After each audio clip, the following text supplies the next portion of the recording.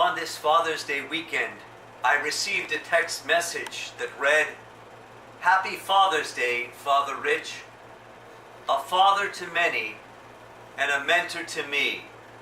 Have a wonderful day. Love so-and-so." On the third Sunday of June, in the United States of America, we celebrate, honor, and give thanks and special recognition to our fathers and fatherly influences in our lives. May we offer a prayer of gratitude to all fathers who provide necessary guidance and strength, support for their children and their families.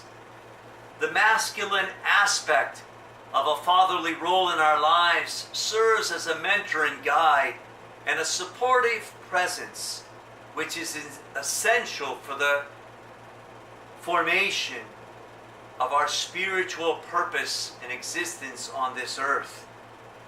A very special word of heartfelt congratulations to all fathers, natural, adoptive, and spiritual fathers.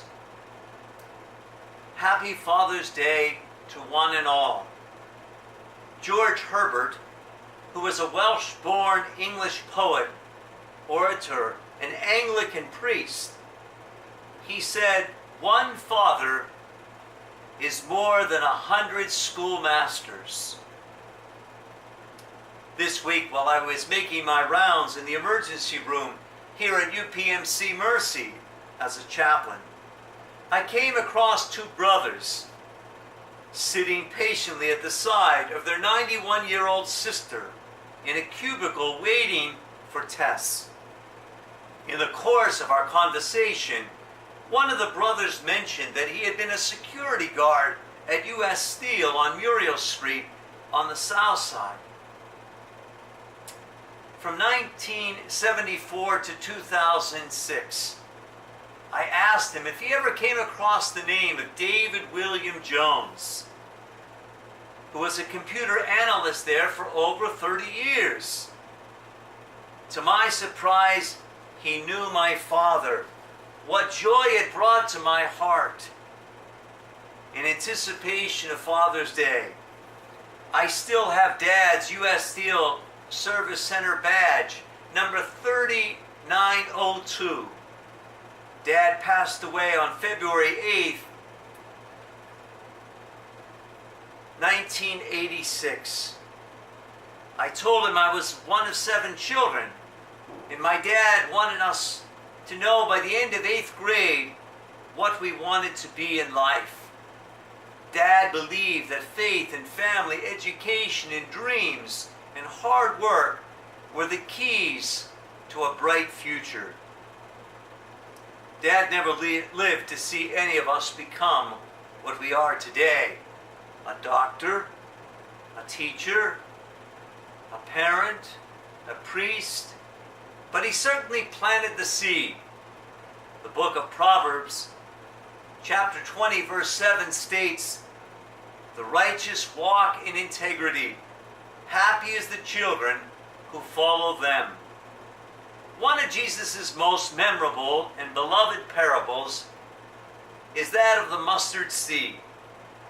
In Palestine, a grain of mustard seed was proverbially the smallest thing possible. Yet this infinitesimal and seemingly insignificant itsy-bitsy seed had a potential to grow into a tree, shrub, bush, something grand. Jesus asks us to trust in the mysterious power of God.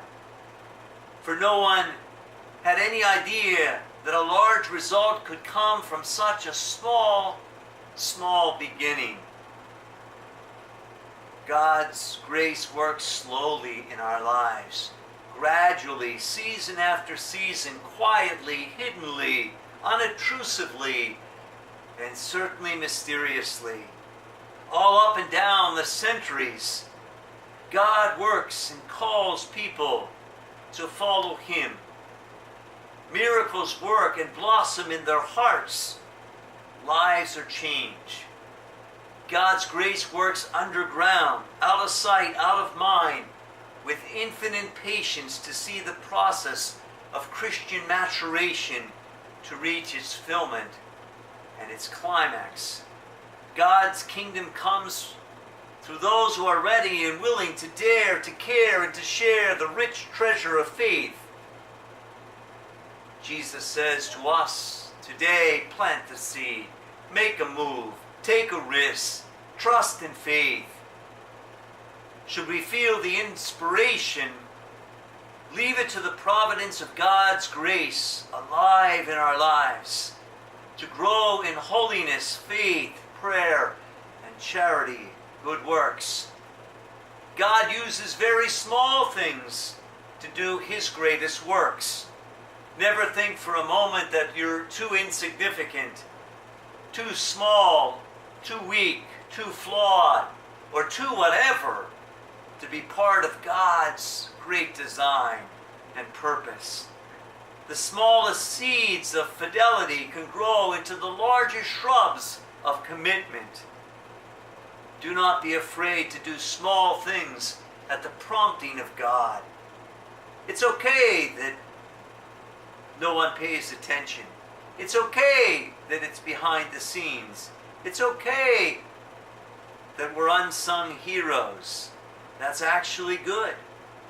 God's kingdom advances slowly and gradually, quietly, and nonetheless, inevitably. God's kingdom will come. Never ignore the power of little things in our lives. Someone said the sweetest music comes from the smallest of birds. My Aunt Jo always had a bird. She fed the birds. She loved the birds and she cared for the birds. And she said the bird is a great companion.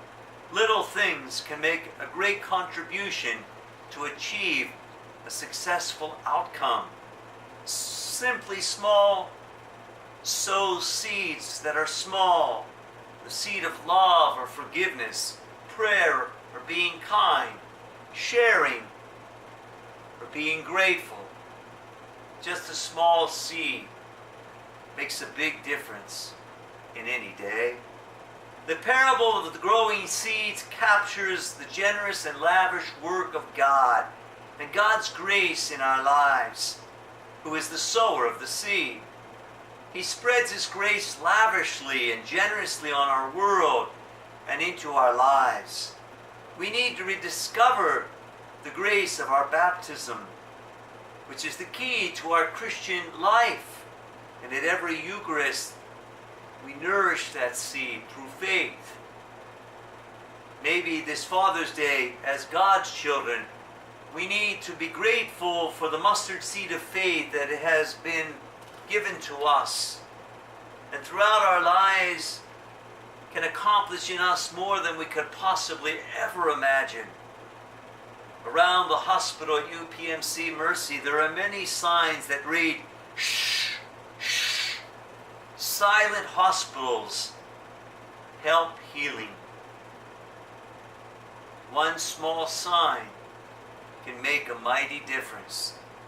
There was an unknown author who wrote a little poem titled The Impact of One. One song can spark a moment. One flower can wake a dream. One tree can start a forest. One bird can herald spring. One smile can begin a friendship. One hand clasp lift a soul. One star guide a ship at sea. One word can frame the goal. One vote can change a nation.